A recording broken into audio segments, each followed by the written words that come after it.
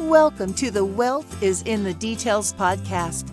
In this podcast, financial planner Peter Raskin helps families and business owners understand and prepare for their wealth journey.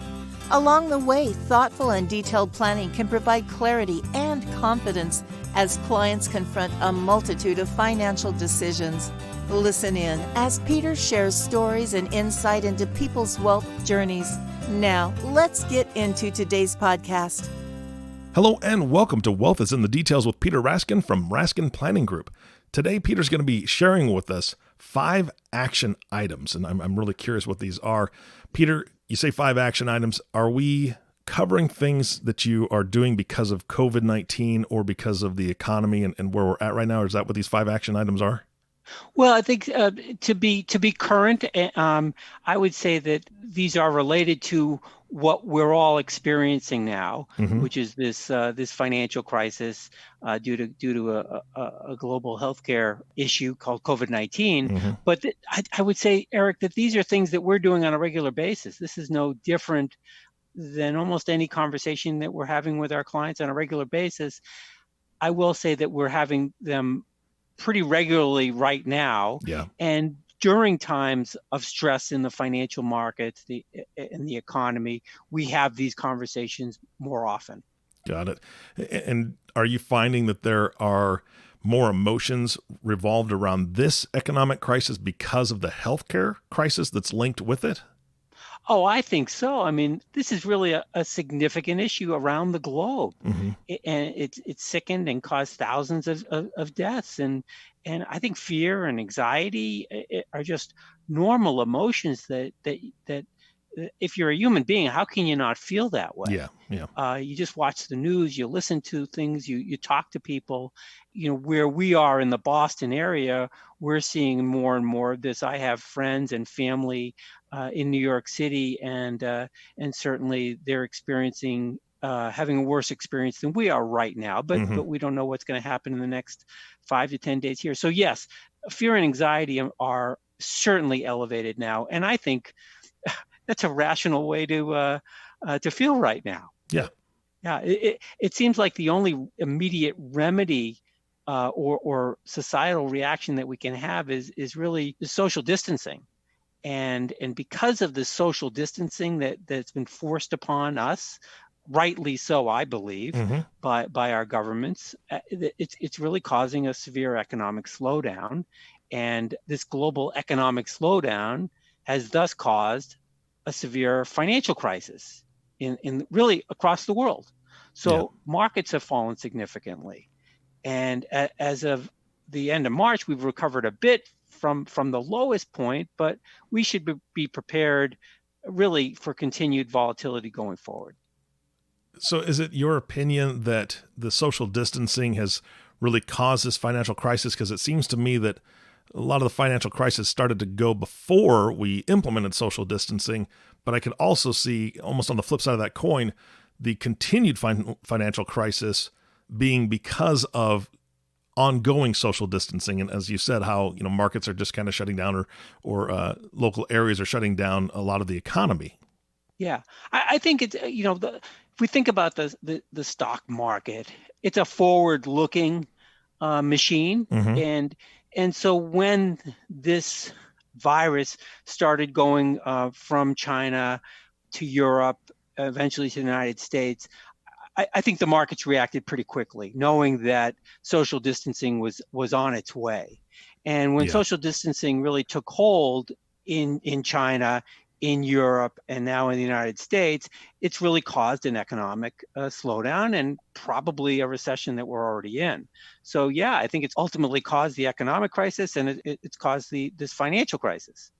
And hopefully the social distancing is going to abate, and things will ease up over time. I just don't know the timing of it. We keep on hearing from public health officials and scientists that it's going to take some time. We just don't know how much time. I'm not going to guess. Yeah. But I do believe that the global economy is going to begin to start up at some point in the near future. And I think it's reasonable at that point to think financial markets will also recover.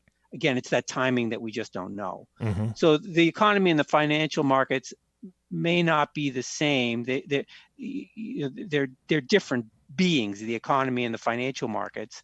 And sometimes it's a recession hits and then the financial markets have a decline. Sometimes we think that there'll be a recession and the financial markets have a decline. And the same will be with recovery. We just don't know the timing of that. I do think that there'll be likely winners and losers as we recover. Certain industries, certain sectors of the economy, certain companies are going to do quite well, and others are probably not. Gotcha. Well, I know you want to cover 5 action items today, and I'm here to learn because I know we've talked about a lot of these pieces before, but having them in this order and really kind of laser focused, I'm eager to hear what you have to say. Yeah, I think these are important things to talk about. First, just a few minutes of some reminders to our clients and to our listeners. All right.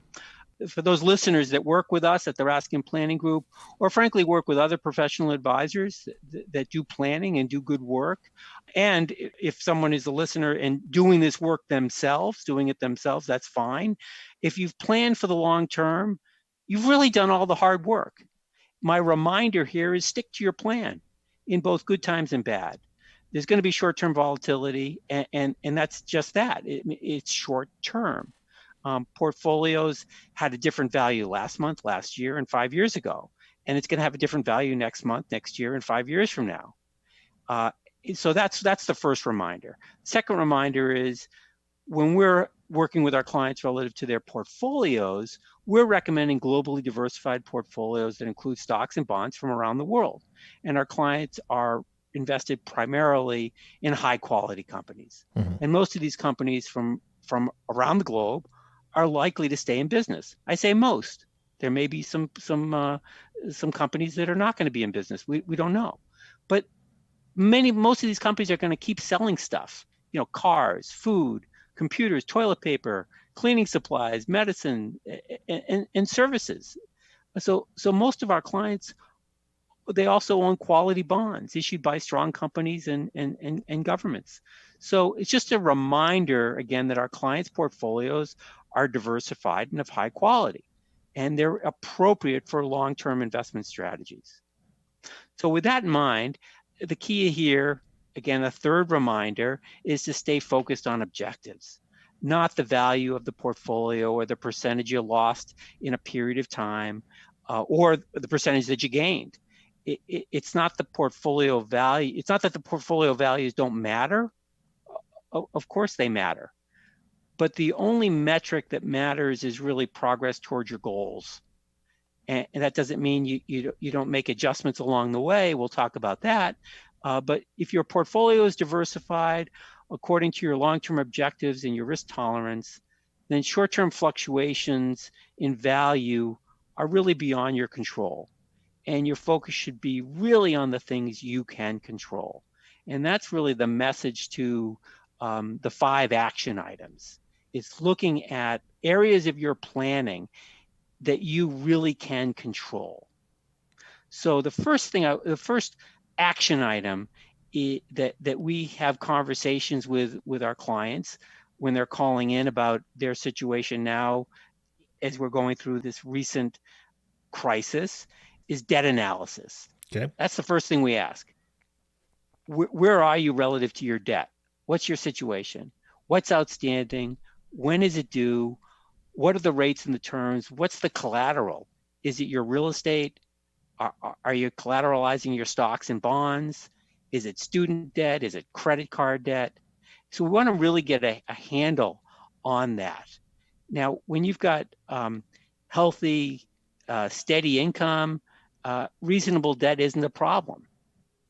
But when you're retired or you've lost your job, debt can really be an issue. Mm-hmm. And just a couple of quick examples. And this is how part of the conversation we're having with clients. We got Richard and Renee. And this is a little complicated because planning can be complicated. Last year, they purchased a second home. And they had the intention of eventually selling their primary home where they live right now and moving to that second home. So eventually they were going to only have one home. Mm-hmm. And Richard retired literally just this December, or I should say last December. And at the time, their financial planning model told us that they could likely own both properties for the rest of their life and still meet all of their financial objectives. And we talked about this, that they'd really have more financial freedom and flexibility if they retained only one property. In their planning, they had talked about, well, let's retain this property for the time being, the primary residence, the one they live in now, Mm-hmm. and let's see what happens. And so they needed to purchase this second property, and they didn't want to liquidate any financial assets at the end of the year or before the end of the year, because they would have had to realize capital gains and thus pay additional taxes for 2019, and they wanted to avoid that. So they established a securities-backed line of credit. It's like a line of credit or debt borrowed based upon the value of their stock and bond portfolio.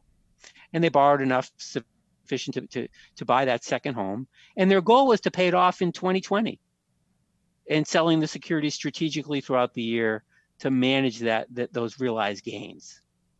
But lo and behold, we had this financial crisis, market downturn, and they've decided right now to defer paying off the loan until the securities rebound, because they don't want to sell as stocks are down. Mm-hmm.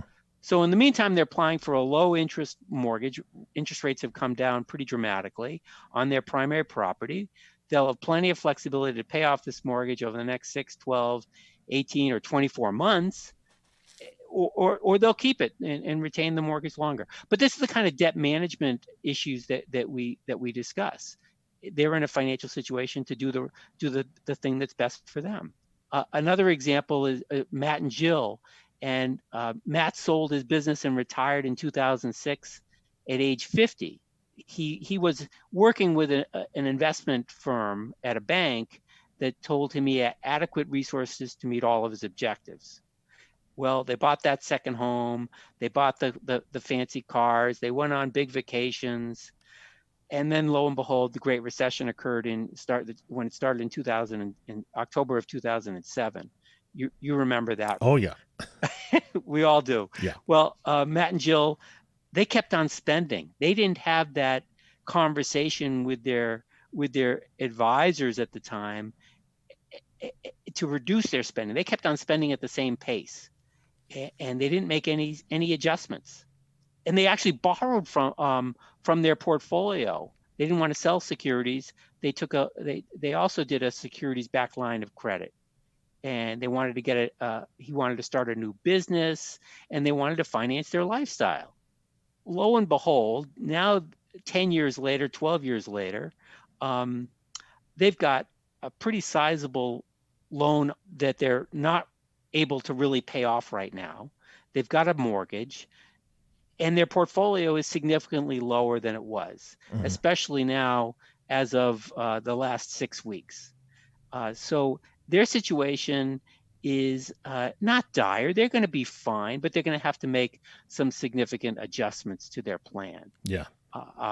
So action item 1, debt and leverage can work really well for you, but it can also be dangerous and limit your options.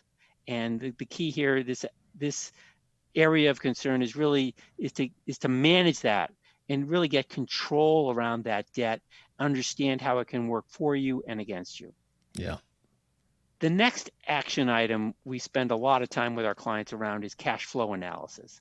And this is related to debt management, but in my opinion, managing cash flow is absolutely vital, especially during difficult times. So to state the obvious, if you've got earned and unearned income that's strong, that you can count on, financial markets are stable, there isn't anything that's unexpected popping up, managing cash flow just isn't that hard. If you've got income and you're meeting all your expenses, that's great. Mm-hmm.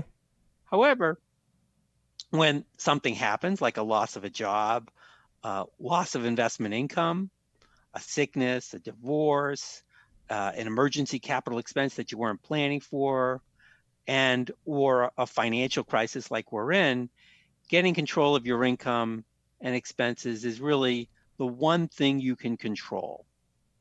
And frankly, in my opinion, this should be your primary focus. Just managing the expenses, the outflows. Yeah. I think there's an analogy to the crisis we're currently facing. This health crisis. I think it's pretty clear that neither our society nor our government was adequately prepared for this. Agreed. I think we've been ignoring our healthcare emergency infrastructure for decades. Mm-hmm. It's not just within the last few years. It's really been a long time coming. That's similar to what individuals and families often do. Most of us ignore our cash flow infrastructure. During good times, we spend pretty indiscriminately. Mm-hmm. If there's money in the bank, we often are spending it. When we come to a financial crisis, it's then that we start looking at our cash flow and we feel completely out of control. Matter of fact, I find most people are disappointed in themselves for their lack of preparedness. Yeah. And so that's what I want to focus on is in both good times and unfortunately bad times, is getting a handle on expenses, both discretionary and non-discretionary expenses. So those are the things we can really, the non-discretionary expenses are those things that we can truly control. So, what can you defer? Can you defer taking that vacation this fall, or upgrading the house, or buying the new car? Adjusting your spending during market downturns is really helpful. Mm-hmm. And frankly, doing it sooner than later is so important. You got to be nimble. Yeah. I know our clients have access to an online tool that helps them handle these and categorize their expenses, so they really know what they're spending, and we can help them manage that tool. But there's other online tools that are available, and I strongly recommend, not just now, but when things are going well, when you got plenty of cash flow, please take a look at your spending. Categorize it between discretionary and non-discretionary, get a handle on it, because when we're in the situation like we're in now, you're able to make those adjustments fairly quickly, and you'll feel better. Yeah. Well, that makes sense. Yeah, it really does. The next area is action item, I should say, is time horizon and risk assessment. We've gotten a handle on our debt. That's action item 1. 2, we've done our cash flow analysis. And 3, time horizon. We're trying to map your cash flow to the best of your ability over a 3 to 5 year period. And that's so important to understand what your actual time horizon is.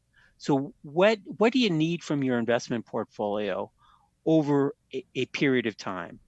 When do you need it? And do you have adequate cash to meet those requirements? So I really want our clients, our listeners, to quantify those cash needs. And they're such important questions. What do you need and when do you need it? And do you have the cash? If you don't have the cash, then it's time to make adjustments. Mm-hmm. If your cash flow needs are minimal, then portfolio volatility, while it's disconcerting, causes a lot of angst, it's not necessarily deadly, is it? If you don't need to take money out of the markets, assuming they recover, it's not that hard. You're okay. But do you need liquidity now? And can you wait for the markets to rebound? Mm-hmm. If you can't, you might have to raise some funds. If you do need some extra cash flow over these next 4, 5, 6 months, 12 months, then slowly take money out of the market. That's pretty much my advice at this point, because we just don't know how things are going to play out. Yeah, absolutely. So knowing your time horizon is vital, and by knowing that, it really helps you determine your risk tolerance for certain pools of funds. So I like the concept of the bucket approach. Mm-hmm. So you think about the time horizon for certain needs. And if you need cash over the next 2 to 4 years, maybe that's managed very conservatively. Maybe cash and bonds. But cash that might be needed in 5 to 10 years, you probably could include some conservative stocks in that portfolio. Cash that you don't need for 10 plus years, that could be more aggressively allocated and could really include long-term positions in more equities, because you can withstand the volatility. So this third item is this action item, which is time horizon and risk assessment, is really to determine if you've paired your assets with your time horizon and your risk tolerance. Is it appropriate? And if things need to, if not, maybe it's time to make those adjustments. Got it. All right. Okay. The fourth item is portfolio rebalancing, and I don't want to say that this is the new normal, because I don't think this market is. It's certainly unique. Every market is different. Every decline is different, but we've seen declines in the past. Mm-hmm. So let's talk about just portfolio rebalancing. So assuming you've addressed your debt, your cash flow, and your time horizon, it's time to look at the specific allocation and your diversification strategy. What are you trying to what we're trying to determine here is, are your specific portfolio holdings appropriate and based on your needs? Do you need to make any changes? Will these changes help you meet your long-term objectives? And that's really the key. It's really focusing on the long term, despite the volatility that we're seeing today. It's kind of almost, we want to take that into account, but not focus on it. We want to focus on the long term, and rebalancing helps us do that. So I think about rebalancing as a risk management tool. Just let's assume you build a portfolio that in 2009 was 60% stocks and 40% in bonds. And remember, 2009 was pretty much the beginning of a really a darn good bull market that we experienced for a long period of time until just recently. If it's now January of 2020, your portfolio actually might be, not just 60% stocks, but maybe it's 75 or even 80% in stocks. And maybe your bond positions are now only 25% of the total. And if that's the case, over these last 6 weeks, my goodness, your stocks have dropped by almost 30%, 25, 30%. And now, instead of being 60% in stocks, you're now about 50% in stocks. So you took advantage of the stock market run up from 2009 to 2019, but now you've taken on more risk than maybe you want to. So now your portfolio has gone down more dramatically. And the key here is to think about is to rebalance that portfolio so that it's maintaining the proper risk, so you're comfortable meeting those long-term goals. Does that make sense, Eric? Absolutely, yeah. Rebalancing is important, but just some additional considerations. I think we want to think about the timing, especially during incredibly volatile periods like we've recently experienced. I was recently, it came to my attention that really the worst and best days of the market tend to cluster together. So you'll have one really good, strong day in the market, and then 3, 4, 5 business days later, you're going to have a really bad day. So they kind of go back and forth, and they're not. Oh, it's not always exactly that way, but they tend to cluster. Big swings tend to cluster together, and so because of this, you may not want to rebalance on a weekly or monthly basis. Yeah. It just gets too much. Well, you overanalyze yourself, right? I mean, that's one of the things, is that it's second guessing at that point if you're doing it that often. Yeah, exactly. So, once, twice, 3 times a year, probably adequate. Mm-hmm. I think you just don't want to do it when there are huge swings in the markets, both up and down. And the final consideration is just tax planning. And so if you're rebalancing your taxable accounts, understand that you may realize capital gains if you're rebalancing. You also might want to systematically harvest losses during the year that can offset gains. So it is an important consideration that plays into each other, and it's really a trade-off: rebalancing for gains, rebalancing for risk management, and rebalancing for losses. So this action item here is really think long-term, keep in mind your short-term needs and your focus on risk tolerance. Got it. It's so important. All right. Okay, so the final action item, and then we'll be able to bring this all together, is a comprehensive financial plan. Mm-hmm. So we've discussed this in our previous podcast. Absolutely, yeah. About modeling and what we do, and it's all about planning and determining the likelihood that you'll be able to meet your long-term objectives and goals. So we're projecting going forward. We aren't looking back. We're not looking last month or last year. We're always looking forward to see, are we on the right path? Mm-hmm. Our focus is on getting you home to meet your goals. Yeah. So when we're in times like this, and the world just seems so different and out of place, we do want to take a new look, and we want to face this reality as soon as possible. And I will say, Eric, I've had lots and lots of conversations with clients over these last few weeks. Frankly, most of them are more concerned about me than I get emails, how you doing? Yeah. And so we're doing fine. And I would say the vast majority of our clients are fine as well. Yeah. They're things may be different. They're probably going to meet most of their objectives. They may have to make some adjustments to their planning. Mm-hmm. Mm-hmm. And these may be short term, like reducing short-term expenses, but when markets rebound and things get back to normal, maybe they'll be fine and back to normal. Or it may mean more dramatic adjustments, mm-hmm. like selling that second property in the next few years instead of in 10 years. Yeah. Markets rebound quickly, and I think the key here is to communicate with your family about your objectives and goals, and about any adjustments that need to happen, because I think everyone will be better off if there's open communication about that, just so that everyone's in on the same page relative to expectations. Mm-hmm.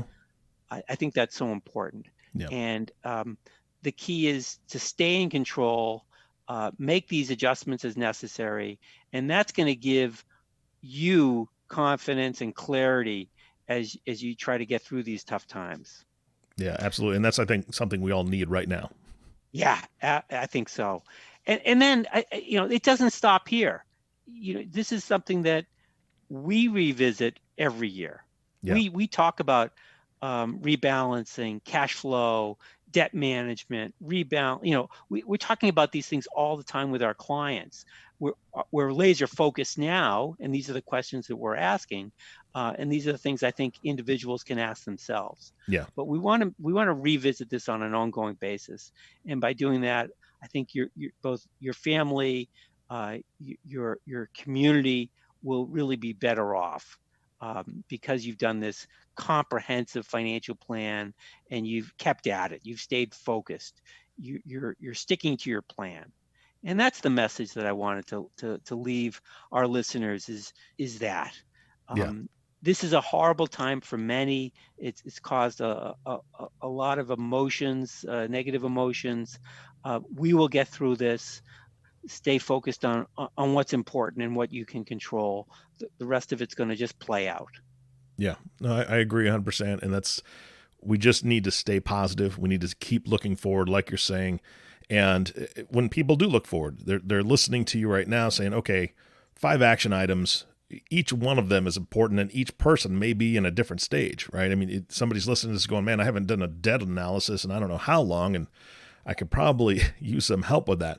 So Peter, for those that are listening and can identify any of these 5 action items that they really need to focus on, if they haven't done that yet with their own professional, or they don't have a professional, or they're looking for a different professional, how can they get a hold of you so they can pick your brain about how this works and kind of start that process? Sure. The first thing to do is check out our website at raskinplanning.com. And we have a white paper that talks about our financial planning approach. I think that might be helpful. And then send us an email. Send me an email at peter.raskin@lfg.com, and we can start a conversation. All right. Happy to help, and happy to just give a second opinion if you're working with someone or you're doing it on your own. Happy to have a conversation with you about what you're doing and seeing how you might be able to improve or get closer to your objectives. Yeah, absolutely. Peter, thank you so much for your time today. Thank you, Eric. Really appreciate it. You bet. And stay safe, of course. And to our listening audience, I want to thank you very much for listening to the Wealth is in the Details podcast with Peter Raskin. If you have not subscribed to the podcast yet, please click the subscribe now button below. This way, when Peter comes out with a new podcast, it'll show up directly on your listening device. And this is a great time to subscribe because you're at home. You got to stay at home. So let's listen to some podcasts that can help your financial future for sure. That would be a great use of time. It also makes it even easier to share these podcasts with your friends and family. Again, thanks so much for listening today. For everyone at Raskin Planning Group, this is Eric Johnson reminding you to live your best day every day. And we'll see you next time. Thank you for listening to the Wealth is in the Details podcast. Click the subscribe button below to be notified when new episodes become available. The information covered and posted represents the views and opinions of the guest and does not necessarily represent the views or opinions of Lincoln Financial Advisors Corporation. The content has been made available for informational and educational purposes only. The content is not intended to be a substitute for professional investing advice. Always seek the advice of your financial advisor or other qualified financial service provider with any questions you may have regarding your investment planning. Peter Raskin is a registered representative of Lincoln Financial Advisors. Securities offered through Lincoln Financial Advisors Corporation, a broker, dealer, member SIPC. Investment advisory services offered through SageMark Consulting, a division of Lincoln Financial Advisors, a registered investment advisor. Insurance offered through Lincoln affiliates and other fine companies. Raskin Planning Group is not an affiliate of Lincoln Financial Advisors. Lincoln Financial Advisors Corporation and its representatives do not provide legal or tax advice. You may want to consult a legal or tax advisor regarding any legal or tax information as it relates to your personal circumstances.